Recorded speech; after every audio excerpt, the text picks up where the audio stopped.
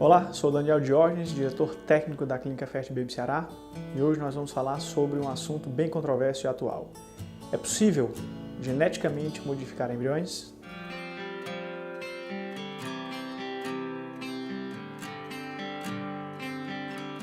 Recentemente a mídia internacional e a Sociedade Médica Internacional foi pega de surpresa pelo cientista chinês que modificou geneticamente 2 embriões para que esses embriões se tornassem resistentes ao vírus do HIV e transferiu esses embriões para o útero de uma mulher. A grande questão é que a modificação genética de embriões, literalmente se cortar partes do cromossomo, tirar genes ou pôr genes em embriões humanos, é algo que é feito experimentalmente já há algum tempo. O intuito é você conseguir retirar doenças, digamos assim, ou os genes que predispõem às doenças crônicas, degenerativas, em embriões, ou seja, tentar modificar geneticamente novos indivíduos, novos seres, com o intuito de se terem pessoas que não terão problemas de saúde graves, passados dos seus pais para eles, de pai para filho.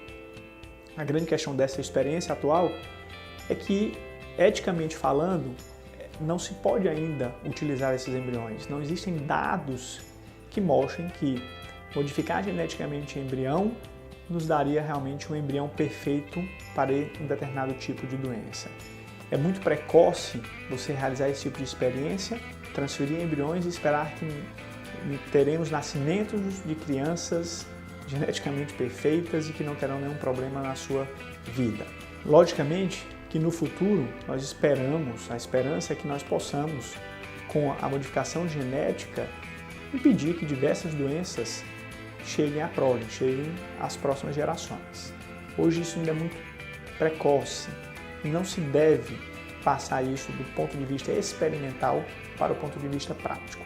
Essa foi a grande crítica que o cientista chinês acabou recebendo de toda a comunidade científica mundial. Esse termo de modificar embriões hoje ganha uma nomenclatura nova, que é a edição de embriões, editar embriões. Isso é diferente da análise genética pré-implantacional em ciclos de fertilização in vitro. Nós temos que entender que são técnicas diferentes, são coisas diferentes e que são realizados em embriões que serão transferidos para o útero. Portanto, embriões formados em laboratório que precisarão de uma fertilização in vitro para que esses embriões implantem no útero de uma mulher. Portanto, editar embriões significa modificar geneticamente embriões. Diagnóstico genético pré-implantacional significa avaliar geneticamente aquele embrião do ponto de vista cromossômico e de alguns genes ou de genes específicos para as doenças que estão ali sendo buscadas e evitar que esses embriões que tenham essas alterações sejam transferidas para o útero da mãe. São coisas bem diferentes. O diagnóstico pré-implantacional já é algo que não é experimental, que já é utilizado de rotina, que tem suas falhas, porque nenhuma dessas técnicas de diagnóstico pré-implantacional te dão 100% de resultado. Nós tiramos parte dos embriões, células de embriões, de seres microscópicos, e nós podemos ter, por exemplo, um embrião perfeito em que você mexe nesse embrião para um estudo genético e esse embrião perde a capacidade de implantação embrionária e perde a chance de dar uma gravidez em um ciclo de fertilização in vitro.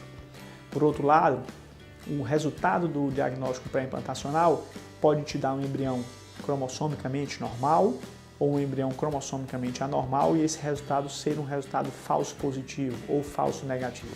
O que é que isso significa? Que nós podemos ter embriões que no teste genético pré-implantacional estariam geneticamente perfeitos, mas que não têm todos os genes perfeitos, porque hoje nós não temos uma tecnologia para avaliar todos os genes de um embrião, nós analisamos os cromossomos ou genes específicos.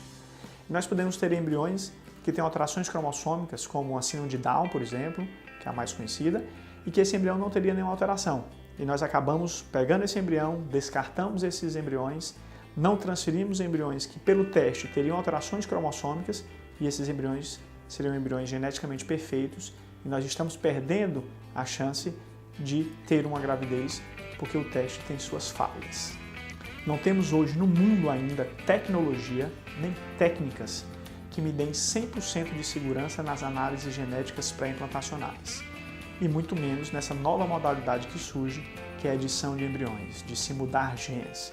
Mudar a estrutura do DNA de um ser vivo significa poder tirar um problema e adquirir ou provocar diversos outros problemas.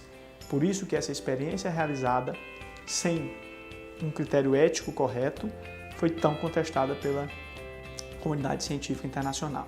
É preciso em medicina, em geral, em medicina reprodutiva e em qualquer área da medicina, sempre antes de tudo, ter a ética e ter as comprovações científicas firmadas em experimentos em animais, depois em experimentos humanos, e aí sim, essas técnicas poderiam ser utilizadas para a população em geral.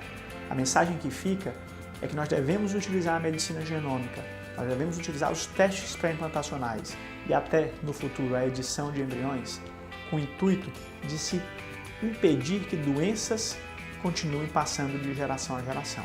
Mas ainda é muito cedo para que nós possamos usar isso para todos, ou para que nós possamos oferecer essas tecnologias para todas as pessoas.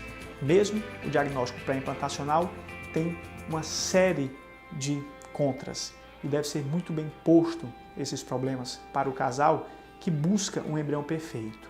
O recado, mais uma vez, que fica é que é impossível hoje ter-se o embrião perfeito do ponto de vista genético com 100% de certeza. Portanto, devemos usar essas tecnologias com muito critério. Muito obrigado.